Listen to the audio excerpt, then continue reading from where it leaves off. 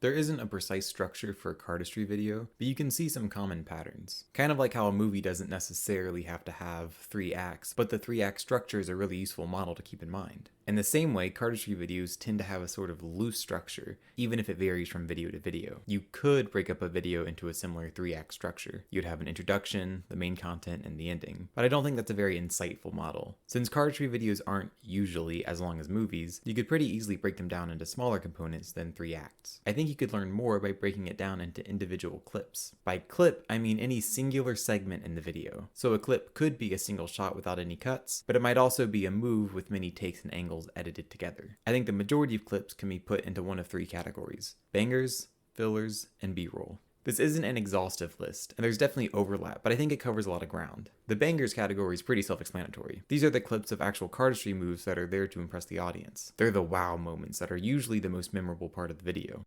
The next category is fillers. Fillers are the other clips of actual cardistry in the video. They're moves that might be nice and impressive, but aren't necessarily there to blow anyone away. Fillers serve a purpose. You don't always want every single move to be a banger. Having some quality fillers in between bangers can add a tempo to the video and make the big moves more memorable. If bangers are the focal point of the video, then fillers are the background. You don't want a painting to have an uninteresting background, but you also don't want the background to be too interesting. It's there for the subject to lean against. Finally, you have B-roll. This one is also pretty obvious. B-roll is all the clips in a cardistry video that isn't cardistry. It's the frame around the painting. B-roll can be pretty important to making a video stand out. It can add a lot of character to a video, or even create a story around it. One of my favorite uses of B-roll is in Anyone Worldwide's Last Minute video. The bangers might make their round on Instagram, but if the rest of the video was filler, it wouldn't be nearly as fun to watch. But instead, you get to follow the Anyone crew around Tokyo. You see people they run into, their interactions with them, watch them find cool areas, and all the other exciting things that happen when you explore a new city. Between these 3 types of clips, there can be a lot of overlap. Sometimes a clip might start with filler and then lead into a banger or B-roll. You also might decide to use filler as a sort of B-roll. I've seen countless videos where someone springs a deck directly into the camera, for example. These ideas are just here to help us think about videos, not to define them. And not every video needs all 3 of these either. Deck trailers, for example, might want little to no B-roll to make room for showing off the deck. Jam videos might want less filler to make room for B-roll about the people there. Having a basic conceptual model for a video can be helpful when you're trying to convey an idea for a video, describe what you like about one, or even break the mold with a new one.